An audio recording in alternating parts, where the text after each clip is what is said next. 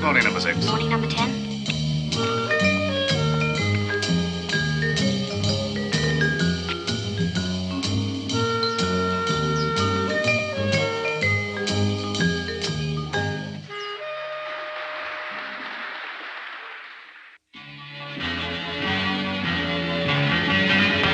He's not the first, he's not the first, but he's the second best secret agent in the whole wide world. Not number one, but not the worst. He's just the second best secret agent in the whole wide world. He's every bit as good as what's his name, with a dame, any dame. And all those bullet holes are in his vest. To prove you work a little harder when you're second best, give him his due. He's number 2, right in there doing his act, despite the fact he shot clear through. Not the 10th, 9th, 8th, 7th, 6th, 5th, 4th, 3rd, or 1st when the challenge is hurled. But the second best secret agent in the whole wide blooming world. Not the 10th, 9th, 8th, 7th, 6th, 5th, 4th, 3rd, or 1st when the challenge is hurled. But the second best secret agent in the whole wide blooming world.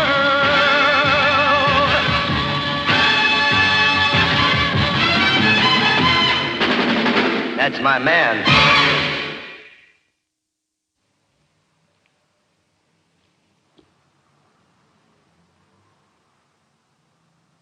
Comrade Technikov, Professor August Jakobson was murdered.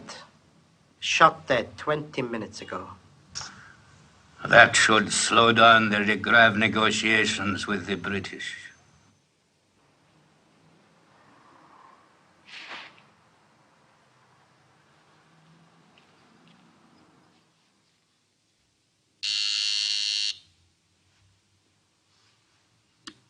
Mr. Pickering to see you, sir. Ah, send him in. Yes, sir.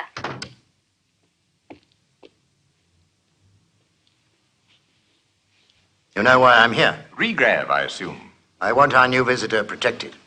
He's terrified after what happened to his brother on Hampstead Heath. I can assure you, my dear Pickering, you have the best protection that our department can afford. If he's scared, that's good. It gives us a better chance of keeping him healthy. I don't want any question of chance. Jacobson must live, at least until the formula is checked and working. I want your agents to hold his hand when he goes for a walk and tuck him in bed at night. I want 3 or 4 of your best men breathing down his neck, day and night. 3 or 4? You're joking. The Prime Minister only gets 2. But you chaps don't seem to realize what my department has to do. The Defense Estimate allocates more money to toilet rolls for troops than to my whole organization. I'll give you 1 man. All right, 1 man, but he must be your best. Believe you me, the opposition is going to be tough. How about that boy who settled that gold conspiracy? What's his name? Bonds and Fetter or something? I'm afraid he's otherwise engaged at present, but I got a good man for you. As a matter of fact, he came top of the class in weaponry and unarmed combat. He also got a first in maths at Oxford, so he'll be able to talk to your professor. To hell with Oxford. Is he experienced? Nothing as big as this assignment before, but I'm quite sure he can handle it. Wish I shared your confidence. He's a clever old number, licensed to kill. I can assure you that the fellow is tough, discreet, and dedicated. Dedicated to what? Charles, I love the way you do it. So fast, so neat. Wasteland, 4 letters across. Oh, Charles, more. M-O-O-R. Oh, yes, of course. Hello? Is that Charles Vine? Yes, of course it is. This is Rockwell here. Oh, good morning, sir. Are you tied up at the moment? No, I've nothing on at present. Well, could you possibly drag yourself away from her? Yes, sir. Good. Well, when would you like to see me? As soon as possible. I'll come round straight away.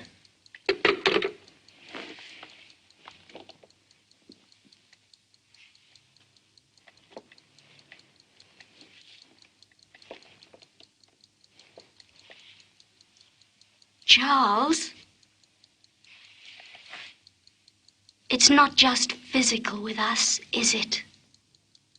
No, of course it's not. Whatever gave you that idea?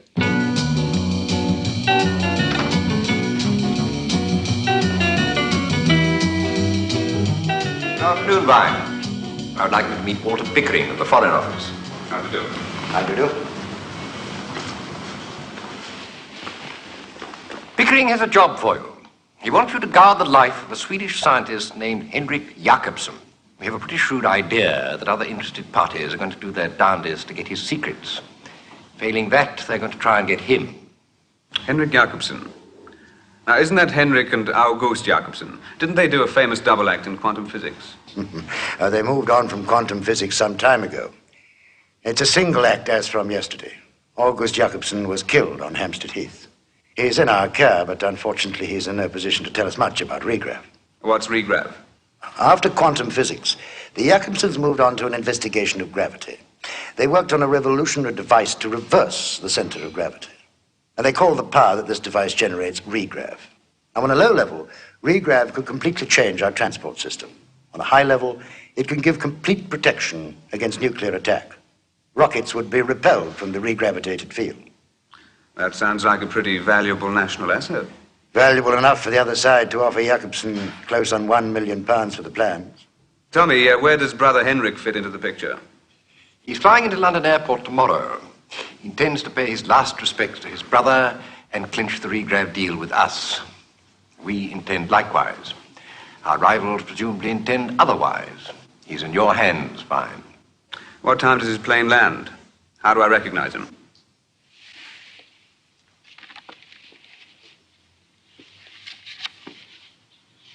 There's your man. Well, I couldn't mistake him. Who's she? That's Julia Lindbergh, research assistant to Professor Jakobsen. Been with him about 2 years now. They're both arriving at the airport at 10:30 tomorrow morning. I want you to meet them there and take them to your hotel where a suite is reserved for them. In fact, it's adjoining your suite. Guard them night and day, Vine. Well, gentlemen, I must be going. I have an appointment at the ministry at 3. Goodbye, Mr. Rockwell. Line. Goodbye. Bye.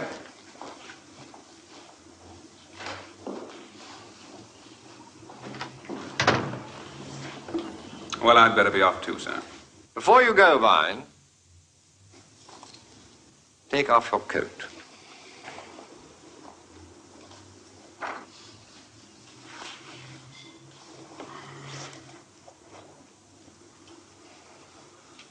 Where is your gun? Always trying to be different. I got the idea from a television detective, sir. You have some disgusting habits, Vine. We have a new gun for you.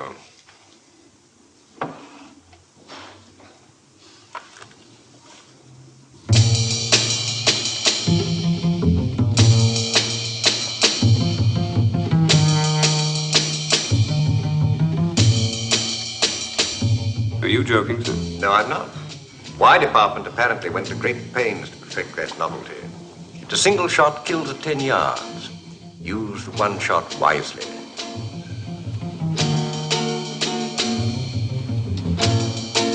You'll have both guns. May come in useful sometime.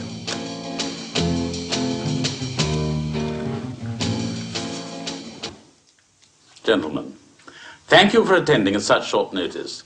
The business we have to discuss today is of such an urgent nature that I think we can dispense with the minutes for the last meeting. However, I would like to express the thanks to the board, to Mr. Wilson's department, for the success of Operation Hit on Hampstead Heath. Thank you, sir. I'll express your gratitude to my groups number 6 and 10, who did the actual field work. Our meeting today is concerned with a related business. I give you Professor Henrik Jakobsen, Swedish scientist extraordinary and at present a virtually priceless commodity. He will arrive at London Airport tomorrow morning at 10:30 a.m. and will stay in London for 1 week. We want him as soon as possible. Are there any questions at this stage? What sort of opposition can we expect? I was just coming to that, Roger. Gentlemen, Charles Vine. What's Vine's background? I'm afraid we don't know very much about him, but I think we can assume that he's capable, or otherwise he would not be employed in a mission of such importance. Now, gentlemen, you will kindly turn to page 5 in the prospectus in front of you.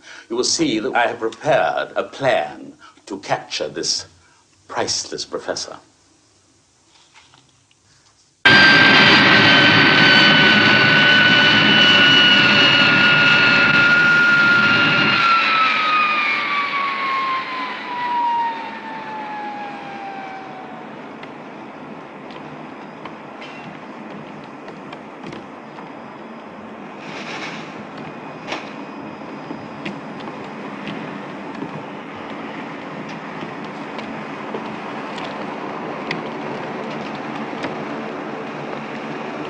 Professor Jakobsen. Oh, yes. You must be Mr. Vine, the gentleman who's going to look after. That's right. Well, I'm delighted to meet you. How do you do? Allow me. Oh, thank you. At a time like this, I feel I have to overcome gravity before gravity overcomes me. While apples were to Isaac Newton, suitcases are to Henrik Jakobsen. Ah, this is my assistant, Miss Lindbergh. Miss Lindbergh, it'll be a pleasure having you. Having me where, Mr. Vine? Your car's waiting, sir. I'll take it to customs. Thank you.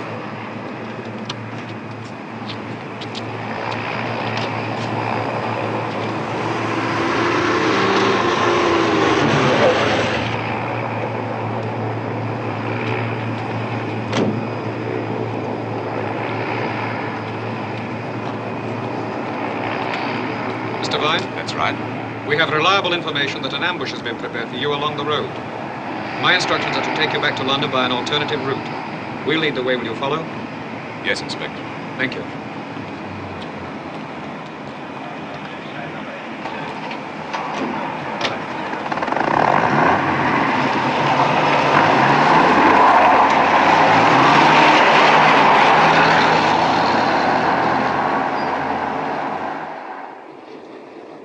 And so you see, Mr. Vine, the really crucial part of our work was discovering the frequency of gravitational waves. But once we had discovered that, August and I began working on a monitor that would change the wave's frequency so that they repelled rather than attracted. You're a scientist, Mr. Vine?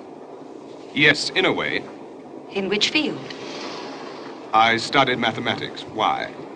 I'm sorry, I assumed it was physiology. You seem to have an obsessive interest in anatomy. I am interested in certain areas of the subject.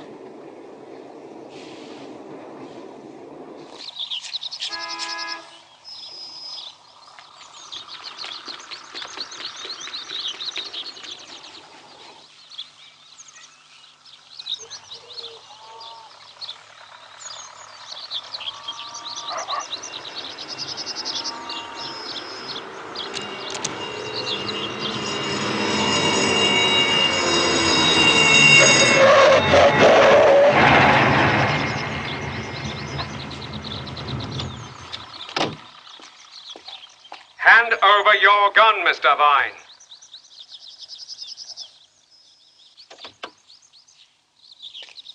Keep your hands where we can see them.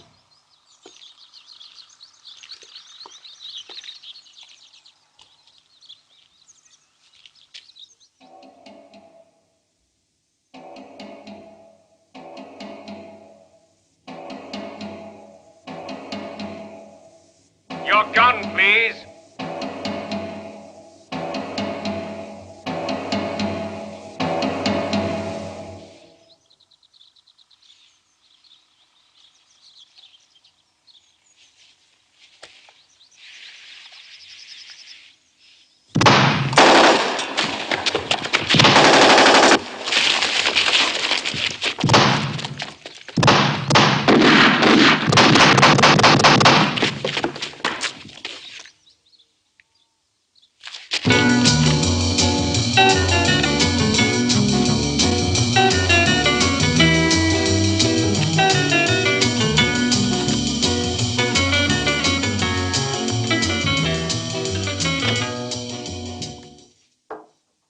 Good morning, Wilson. Morning, sir. Sorry to keep you waiting. I had to sort out some pensions for the widows of our unfortunate employees. That was a bad business on the London road, sir, wasn't it? I'm afraid Charles Vine proved too much of a match for our boys. We mustn't lose heart, Wilson. Better luck next time. But I do think it's going to be rather dicey taking the professor prisoner. How long have we got? Well, we know that Jakobson will be waiting 3 days until the final results on regrav. My new directions are to go for a direct kill. I want you to be the field commander of the new operation. We can't afford any more bungling. You can depend on me, sir. Is that all? I think so. Good morning, Wilson. Good morning, sir. And Wilson. Yes, sir? Never say die, There are problems, comrades. There are problems. Is that an admission of defeat? I am only trying to be realistic. Perhaps that might be a matter of opinion. I must inform you, Comrade Technikov, that the Premier is displeased with the progress of this affair. Comrades, it takes time. Negotiating the regrav blueprint needs tact and delicacy. The Premier doesn't see things that way. The Premier does not have to handle the situation. Why haven't you made a direct approach to Jakobson now that he's in London? Did they tell you nothing of the situation over here? No. Well, then I think it's time that you two comrades made the acquaintance of a few facts. Jakobson is the prisoner of the British Secret Service. Not only have they a jailer who guards him day and night, but with typical bourgeois cynicism, they even make attempts on his life. They are trying to convince him that they are protecting him against us. These British are absolutely ruthless. They kill many of their own men to strike fear into Jakobson. Fantastic. Such efficiency. Now, Jakobson's jailer is Charles Vine. Your department has details on him, I think. Now, my plan needs 2 specialists, a gynecologist for the operation and a Siamese for Vine. They'll be in London tomorrow. Excellent. Comrade Technikov, you will have to bear the consequences of failure.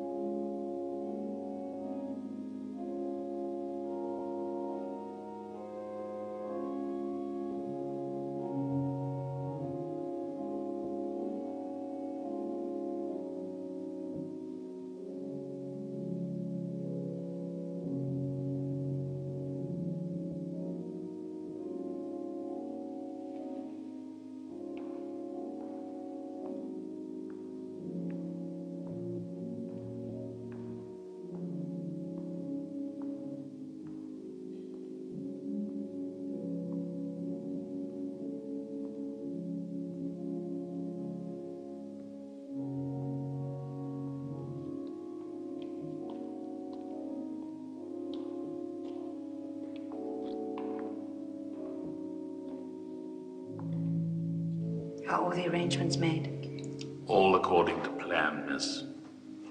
Leave everything to me.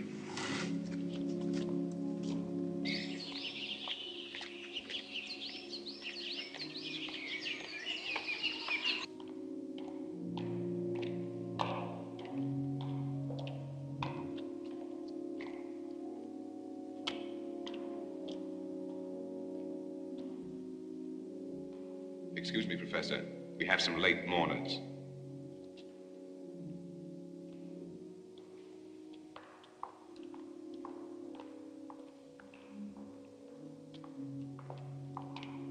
Allow me to introduce myself, Professor. My name is Pickering. This is Maltby. We are here on behalf of the British government. I'm honored, gentlemen. On behalf of my dead brother. I'm sure August will be delighted to know that the British government is taking such an interest in this funeral. We wondered if we could get down to the question of discussing regrav with you. Perhaps you could talk more comfortably outside. Oh, yes, of course, outside. Shall we, Professor?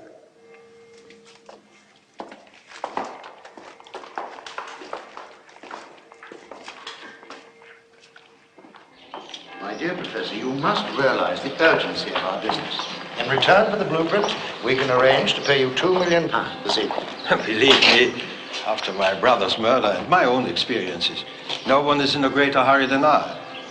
But this evening is out of the question. But why, Professor? I'm 99% certain that my blueprint will work. But I've got to be 100% certain before I entrust it to anybody. In altering the direction of gravity, I'm dealing with infinitesimal entities. The slightest error in adjusting my gravity monitor could have disastrous consequences. Yes, we understand that, Professor.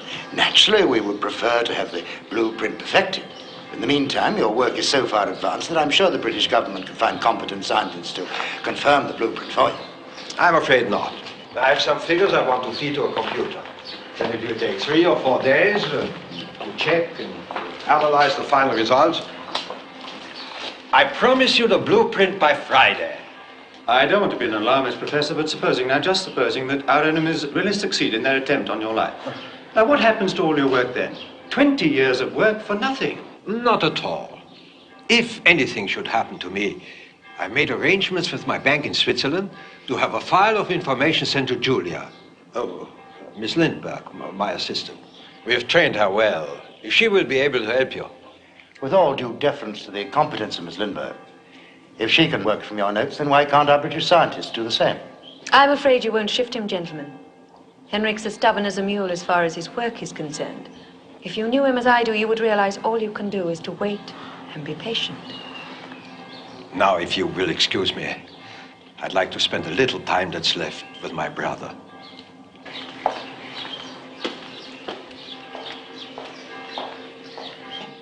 I'm sorry your visit seems to be such a waste of time, gentlemen.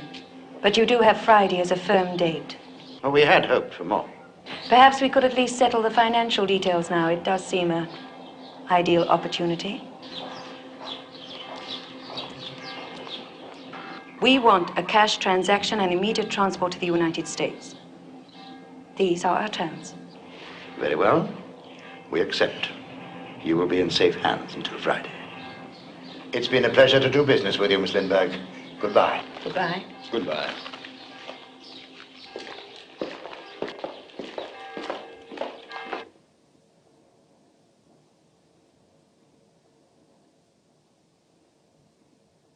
Oh. Never mind, Dmitri. Just a little while longer and we'll all have a place in the sun.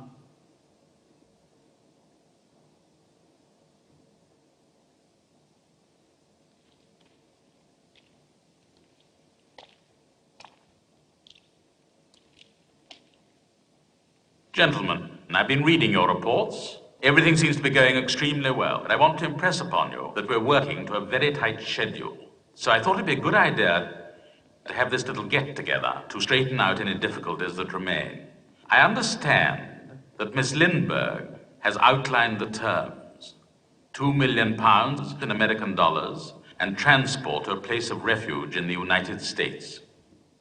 Yes, I have explained to the Home Secretary that Miss Lindbergh's terms on behalf of the Professor were most emphatic about having no banking transactions for obvious reasons. The Home Secretary has agreed to cash. Any other troubles, Walter? No, I don't think so. Thanks to the good work of your men, the British government is fully convinced that Technikov and Co. are determined to get Jacobson. You've made them realize the urgency. They're positively eager to fork out the cash. Splendid.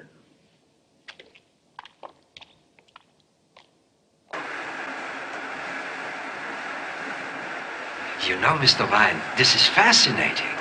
But to answer your previous question, you see, the basic principle of my gravity monitor is really quite simple. It absorbs gravitational waves and then amplifies them into bigger and ever bigger and bigger and bigger curves. You know, peaks and lows, until at their lowest dips, the waves fall below zero. And then we use a rectifier to cut out the oscillation above zero. What are we left with? Negative gravity. That's what we are left with, Mr. Vine. Negative gravity, working in reverse and providing enough power of lift to carry your British Houses of Parliament right up to the moon. Well, that's a happy thought. Your program is ready for testing now. Oh, thank you, thank you. Well, let's get to work. You, enjoying yourself? I am. I have an aptitude for figures. So have I. Tell me, what does this machine do? It gives general information, depending on the questions it receives. I see. Ask it for your telephone number, will you? How long will it take, Professor? 5 minutes. No, I meant to check the entire set of calculations. Couple of days. And there's nothing much I can do in the meantime. Oh, I say, Mr. Vine, perhaps we could see the sights of London. And why not?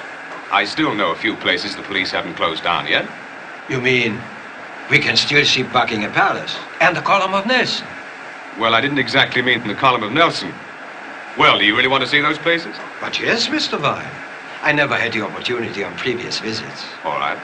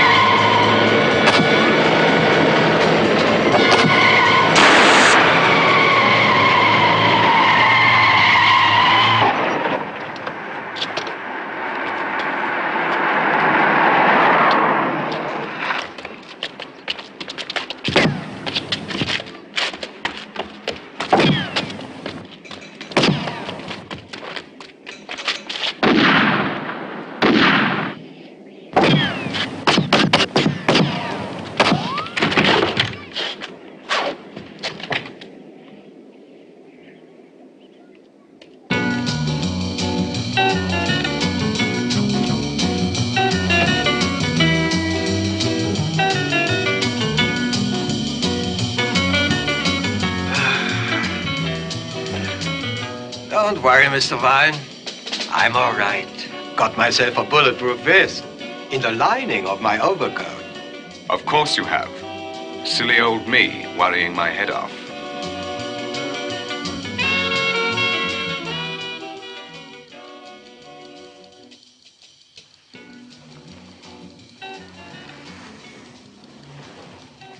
Wait, what's your name?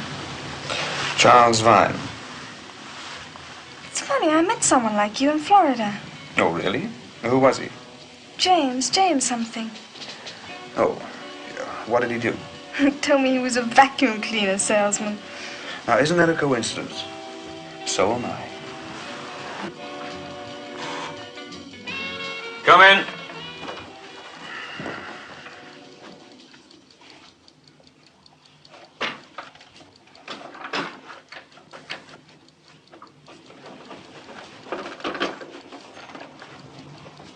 Breakfast? Thank you. You hungry?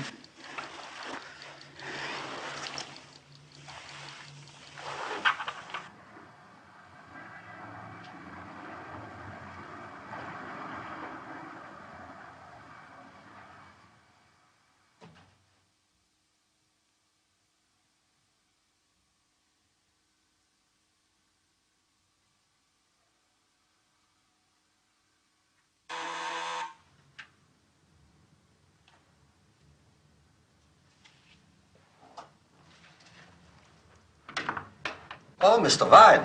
Come in, come in. Good morning, Professor. Sit down. Thank you.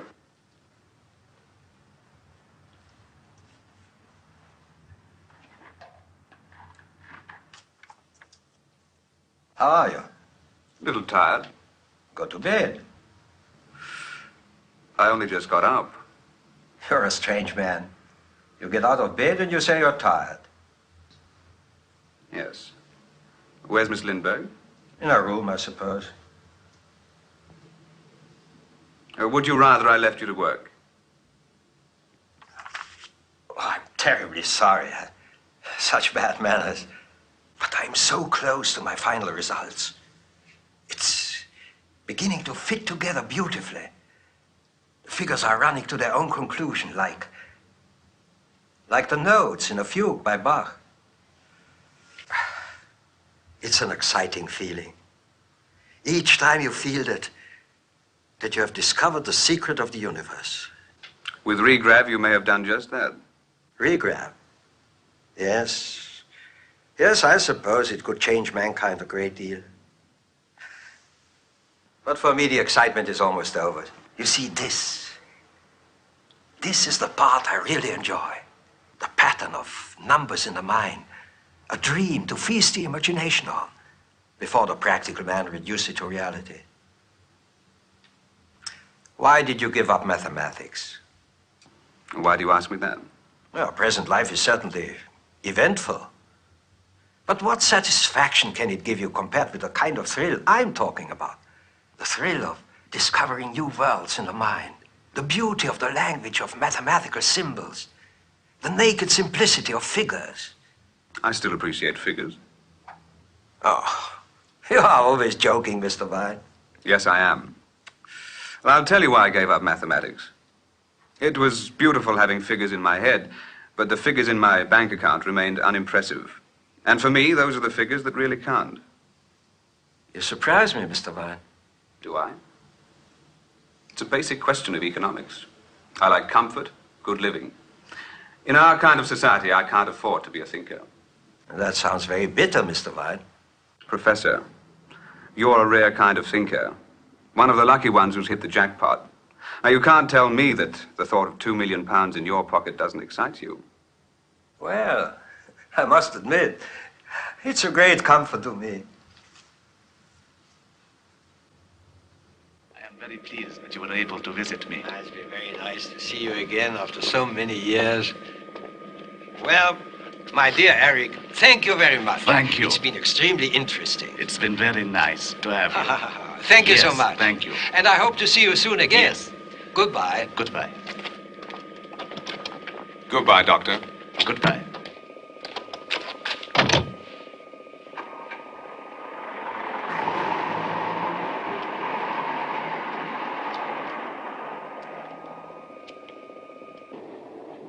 Very gratifying to see the British government spending so much money on research. On science, but not the scientists. Have you known Dr. Larson for long? Long? We grew up together. He's a very old friend. It was good to see him. What happened to Miss Lindbergh? Well, she likes to stay at home sometimes. It wasn't necessary for her to come with me. My visit to Professor Larson was social, not professional.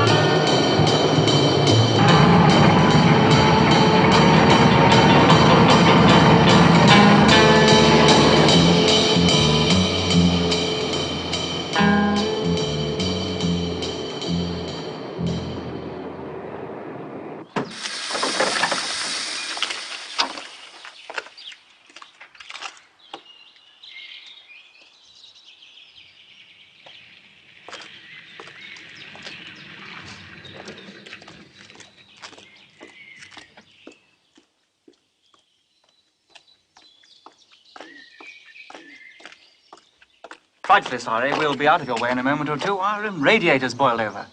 Oh, bad luck. Get out.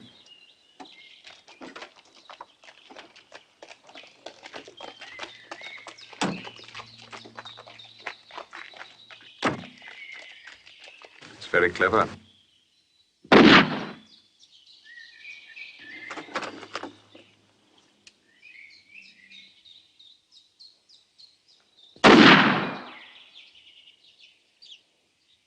Put the body in the car and take it off the road.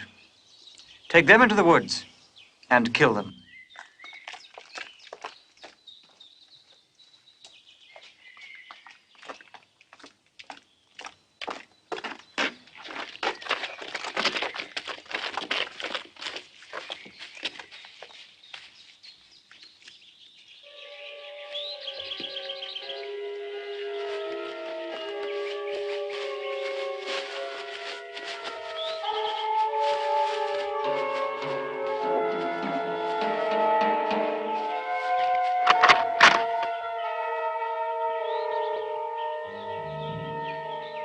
Can I have a cigarette?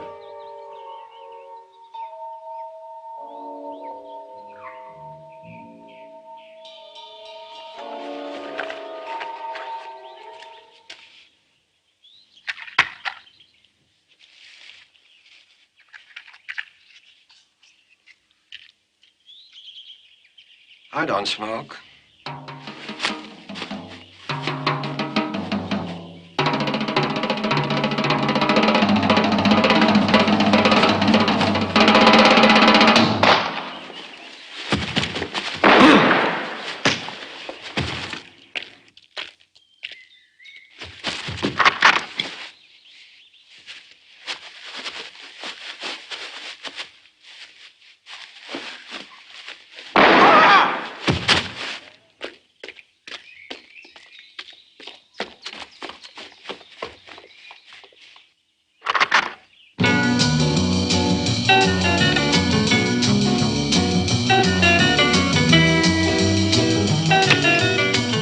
Thank you, Mr. Vine. You saved my life. All right.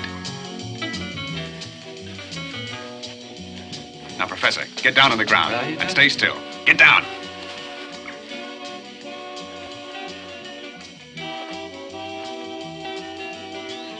Now, the odds are just about right. Get down.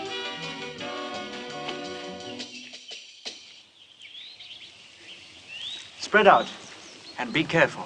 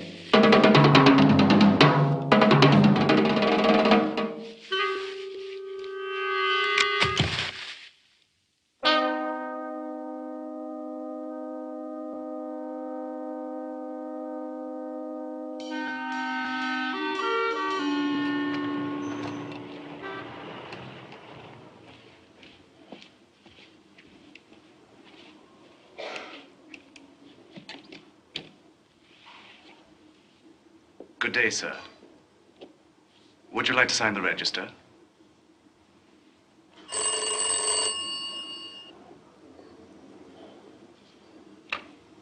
Reception.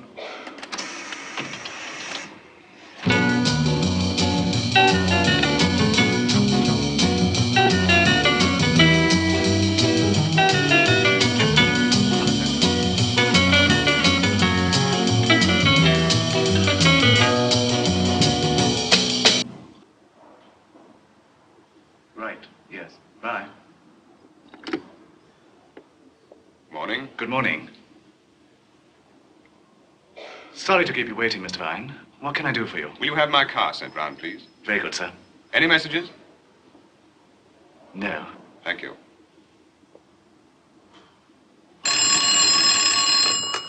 Nun, da, Technikov. Шофировщик? Шлышки? О, шофировщик, да, спою. А, тошки. Да, очень много. Чайки, ешки. Чайки, спою, тошки. Good news, comrades. That was our agent Sheehy on the Black Line. He has a reliable information that Jakobson has nearly completed his work on Rigrav. Good news, Technikov. The professor's blueprint is about to be handed over to the British government, and you call that good news? You sometimes talk like a madman or a traitor. Oh, don't alarm yourselves, comrades. That was only half the good news. I have established contact with Jakobson. The British will not get the blueprint they expect. How could you contact Jakobson? I thought it was impossible to get near him. It was. But for 2 months now, I have been conducting delicate negotiations with a high-ranking official of the British Foreign Office. He has access to Jakobson. He has explained to him the game the British are playing, and he has hinted that the British are responsible for the murder of his brother. So, after that, the professor did not need much persuading to agree to give a fake blueprint to the British and sell his Rigrav secrets to us. Excellent, Comrade Technikov. You see, I have not been wasting my time. Of course, the British official has cost me a lot of money. Perhaps you could persuade our Home Office to send me some expenses this week. We shall need permission, of course, before we make payment. But in view of the urgency of the situation, I don't foresee any difficulties. Well, Technikov, all we have to do now is to extract the professor from the tender clutches of Mr. Vine. No. Thank you.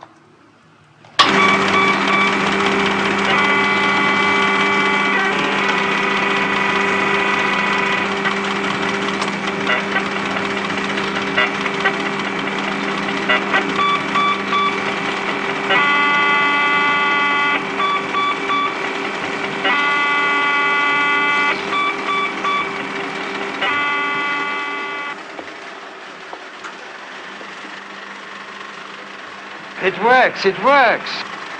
There's complete correlation of my analysis. All my theories are vindicated. If only August could be here to share this moment. My friends, this marks the end of man's days as an earthbound world. We are free to soar like larks into the sky. The Home Office has provided the money for Rigrav. Our arrangements are almost complete. Soon, comrades, Rigrav will be ours. Nothing can stop our 4-year plan. And what if the professor should cheat us, as he cheated the British? Hardly, comrade. If he cheats, he will lose far more than that. Quite so. Well, it's in your hands, Comrade Technikov. Good day. Good day, comrades. Good day.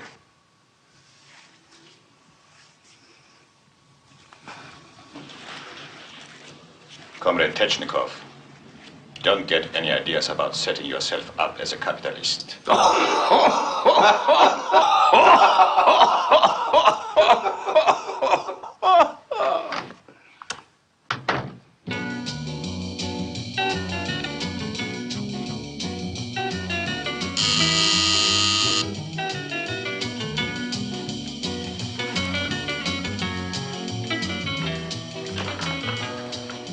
That's our friends from the corridors of power. Come in, gentlemen. Good afternoon, Vine. Good afternoon. Ah, my dear Professor. The British government sends you its warmest congratulations. Now, the completion of your blueprint must have taken a great weight off your mind. Quite a lot of weight of yours, too, I imagine. We never really had any doubts, Professor Jacobson. Now, if the blueprint and the other documents are ready. Oh, yes, of course. Mr. Vine, please. I cannot tell you how long I've waited for this moment. Good afternoon, gentlemen. Good afternoon, Miss Lindbergh. Good afternoon. Oh, thank you, Mr. Vine. Here. Everything is here. Excellent. And we have the settlement from the British government. Maltby? The money, it's in cash, American dollars. See for yourself, Miss Lindbergh.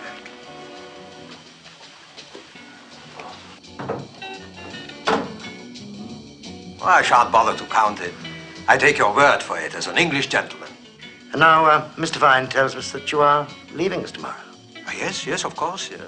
Under the circumstances, I think the sooner the safer. Don't you think so, Mr. Pickering? Well, before you go, perhaps a little festivity might be in order to celebrate your success. You best ask Mr. Vine. He's my watchdog. Maltby and I were thinking of going down to my house in Surrey. I can give you my assurance that your personal safety and that of Miss Lindbergh will be taken carefully into consideration. Now, what can I say? That's an attractive idea. What do you say, Mr. Vine? It's an attractive idea, Professor. Good, then. You'll come. Shall we say 7 o'clock? Goodbye, Miss Lindbergh. Goodbye. Goodbye, Professor. Goodbye.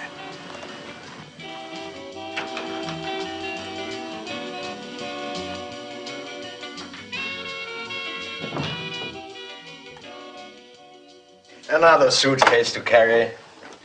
Look at it. Hard to believe. £2 million. That's 5,600,000 American dollars. You should have stuck to science, Mr. Vine. By the way, how do you intend getting us and our ill-gotten gains to safety tomorrow? We leave at 9:30 precisely for London Airport with a convoy of 4 cars containing armed guards. You mean you're going to make a formal procession of this, Mr. Vine? I mean, isn't that going to attract some undesirable attention? I hope so, Miss Lindbergh. I hope so. Now, just let me explain. Now, soon after we set out, we enter an underpass. Now, inside this underpass, our place in the convoy is going to be taken by an identical car containing 3 people dressed like us. What happens to us? Well, we change cars and wait in the underpass until the convoy has got underway. Then we turn round and make for London docks. With only you to protect us, Mr. Vine? What exactly do you mean by only me? No, Miss Lindbergh, as a matter of fact, we pick up a replacement armed escort near the underpass. Then we'll amble down to the docks and see you safely on board a small cargo ship, the SS Durham. Is the ship safe? Professor, it's been 20 years at sea. Never a leak. He means the crew, Mr. Vine. Oh, I see. Well, the captain is one of our most trusted men, and the crew won't even know who you are, so there's no need to worry. By the way, I wouldn't leave that lying around if I were you. It's a considerable temptation.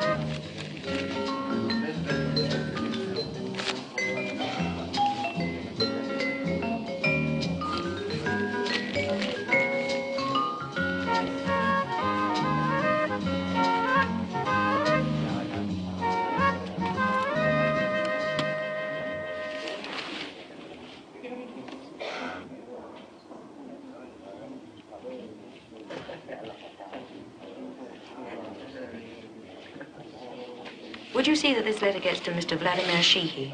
Certainly, madam. It's private. Very private. Thank you very much, madam.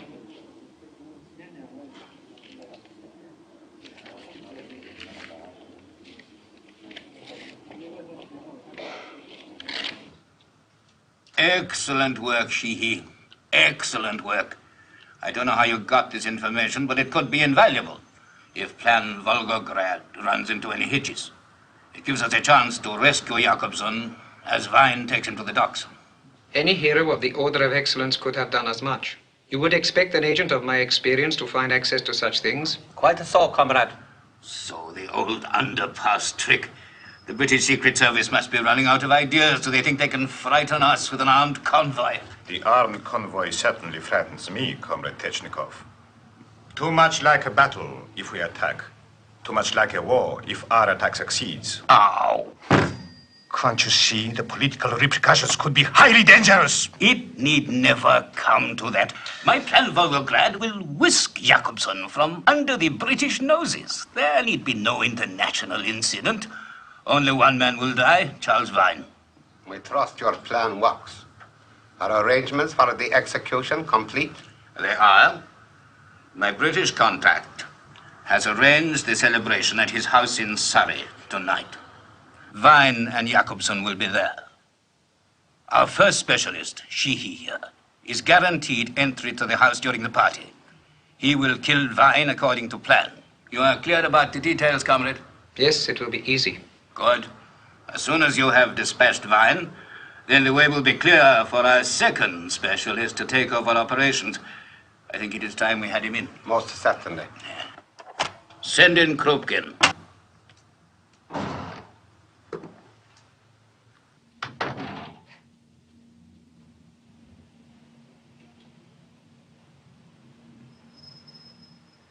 Comrades? A very good Siamese. The perfect twin for the job. Our plastic surgeons get better and better. Easy, Major. Do you know what you have to do this evening? Yes, comrades, I do. I approach the house in Surrey and wait for a signal from Comrade Sheehy. This signal will be given from the window of Vine's bedroom, the second from the left on the second floor. Then I will ascend to this bedroom, put on the clothes of the dead man, and rejoin the party on his behalf. Comrades, from 11 p.m. tonight, Professor Jakobson will be in the care of a new Charles Vine, our personal representative. He will bring the professor and Miss Lindbergh directly here. Major Krupkin.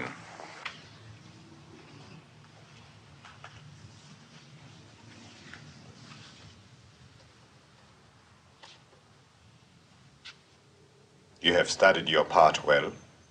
Yes, comrade. I have studied for 5 years at the Pantorg Academy.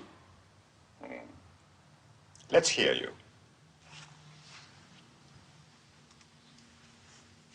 Good evening. I don't believe we've been introduced. My name is Charles Vine. Tell me, do you make a habit of being the loveliest woman in the room?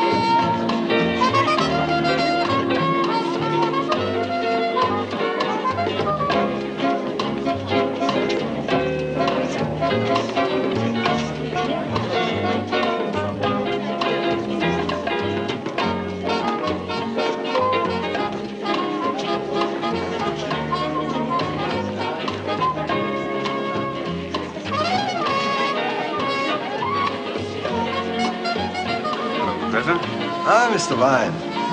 Lots of pretty girls here, huh? Yes, there are. Oh, excuse me, please. Certainly, Professor. Well, you enjoying the party? Yes, thank you. How's the cigar? Splendid. The girl wasn't invited. She's a friend of Lord Isleworth. Lovely, isn't she? Yes. Yes, she is. She hasn't been security checked. Maybe you'd better keep an eye on her.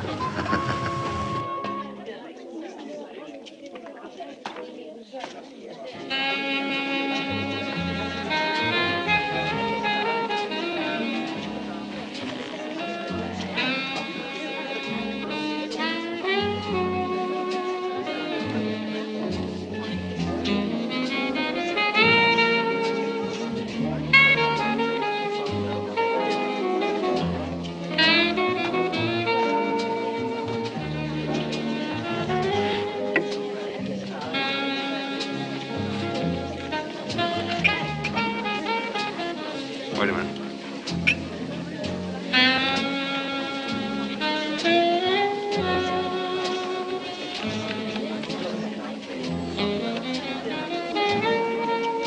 Now, will you give this note to that gentleman and tell him it's from the blonde lady, the healthy one? Well, I don't know about that, sir. Oh, I think you do.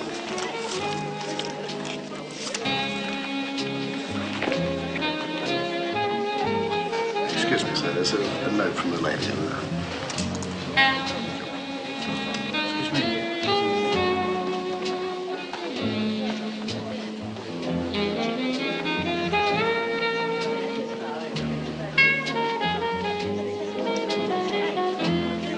Good evening.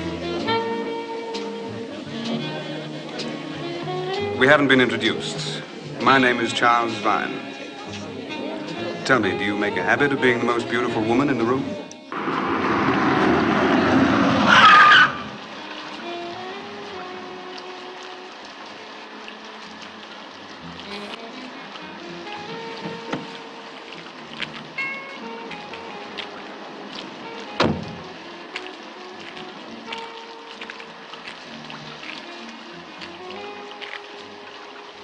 May I have another drink, please?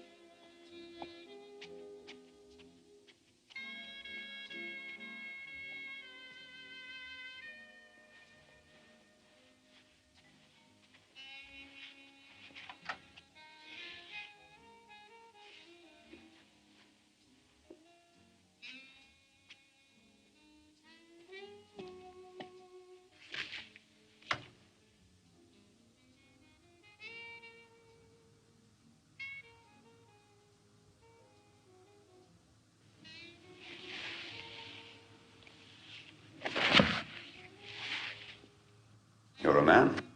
Yes, Mr. Vine. 3 more minutes and this could have been very embarrassing for both of us. I knew you looked familiar. You're the strange little man from the hotel lobby, aren't you? Mr. Sheehy. Right again. That's very appropriate. Tell me, the female voice? They train us well. Now it is time to die, Mr. Vine. I don't think so.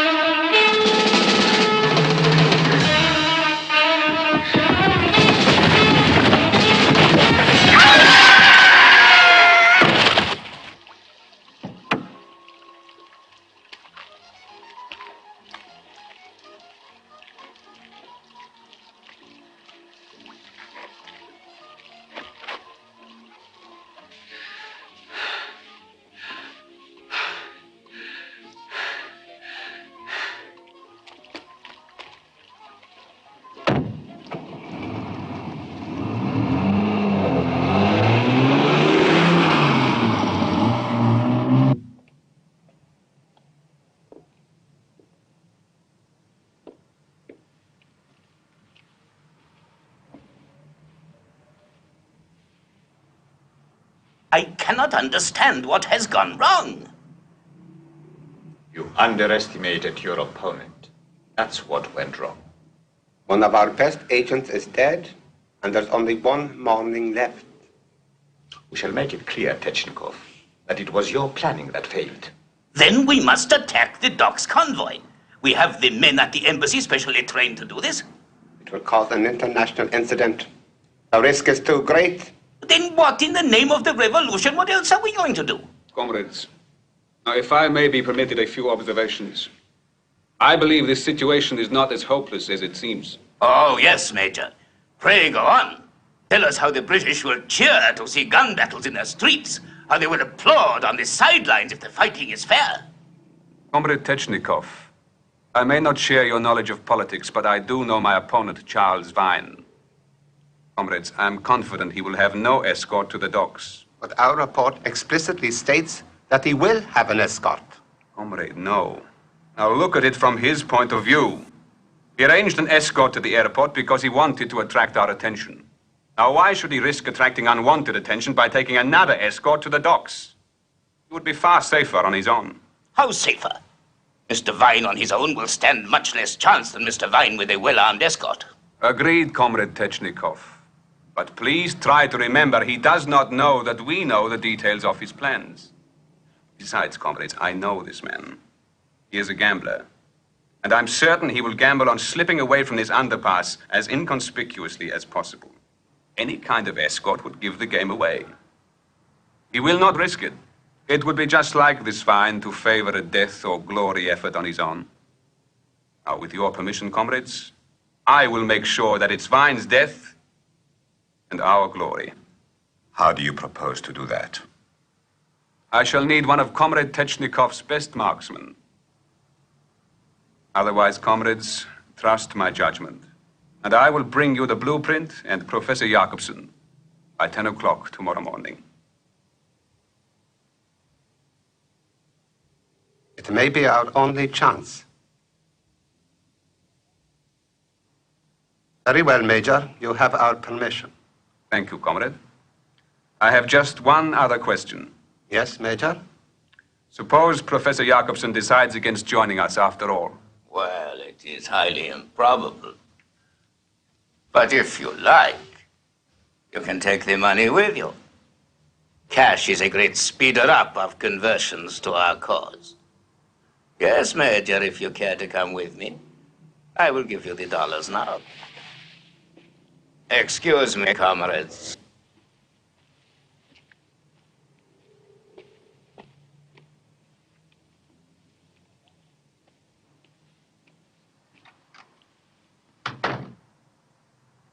Are you satisfied with Krupkin's plan? Not entirely. Most of all, I have doubts about the integrity of Comrade Technikov. Is it a case for Sadistikov? He could at least observe the situation. If Krupkin's plan goes amiss, he could take care of this man Vine. Sadistikov never fails, and he loves killing. Where is he now? He has taken a small job of his own choosing while he keeps an eye on the TSR-2. What sort of a job has he taken? Supervisor in a slaughterhouse. He loves killing.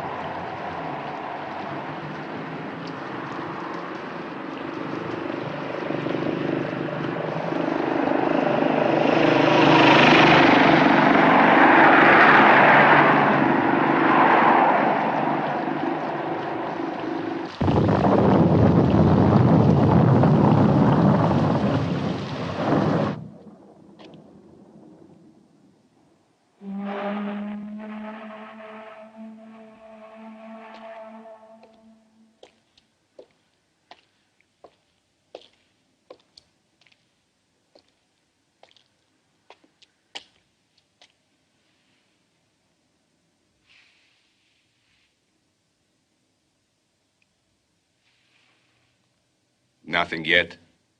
Possibly Vine's plan was a phony. The ship could be a decoy. He's probably gone all the way to the airport with the escort. I don't think so.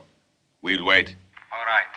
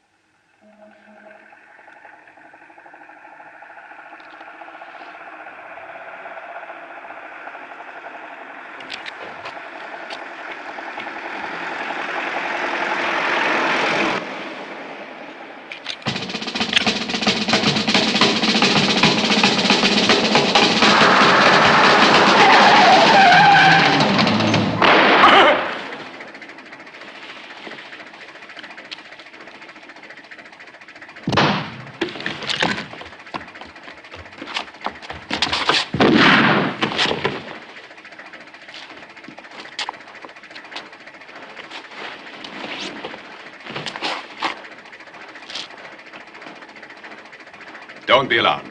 I have the money.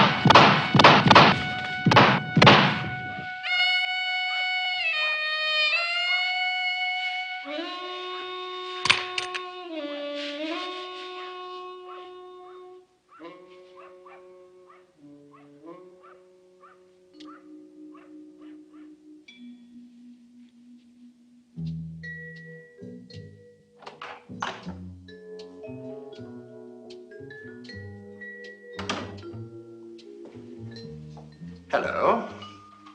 Feeling better? You look just like a bloody bridesmaid. Now, do you mind telling me what's going on here? All in good time. How are they treating you?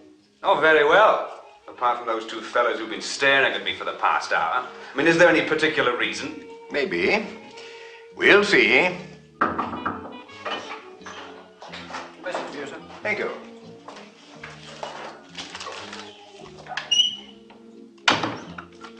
I'm sorry about all this, Vine. We had to make sure. This is the doctor's report. She says she'll stake her reputation that you are the right man. Oh, that's very kind of her. Now, don't be bitter. Look what I brought you.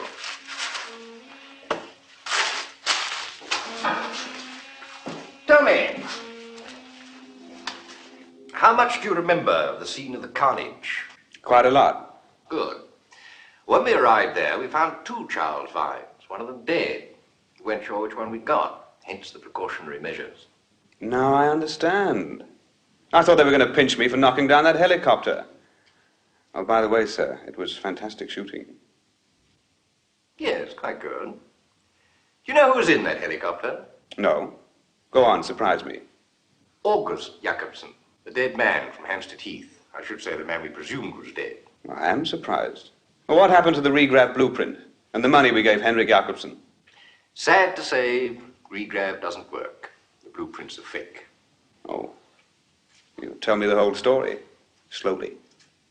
Well, briefly, what seems to have happened was this.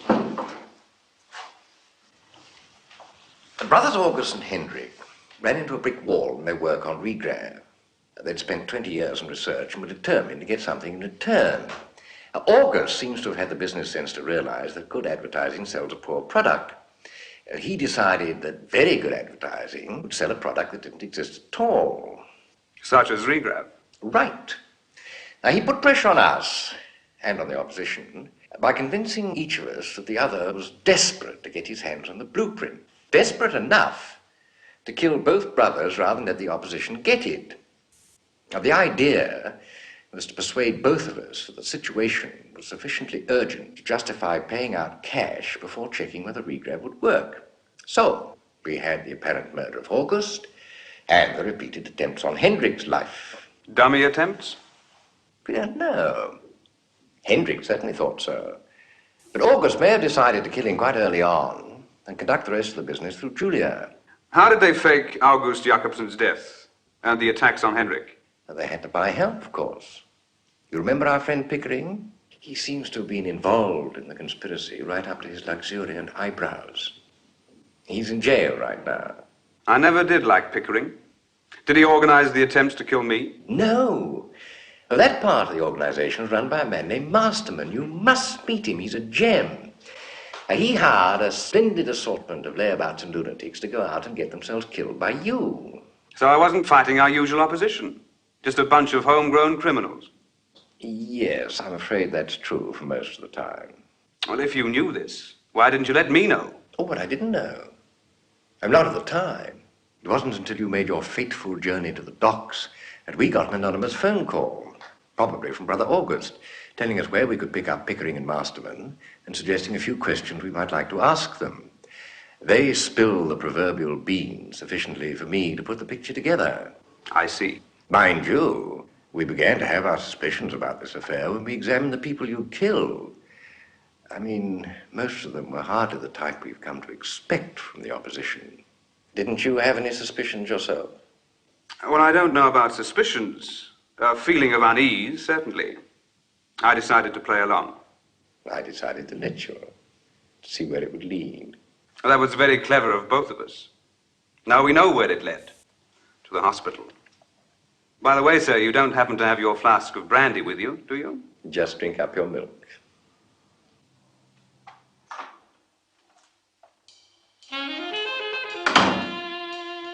Time for your sleeping pill, Mr. Vine. Look after yourself, Vine. Get him on his feet soon. I have work for you.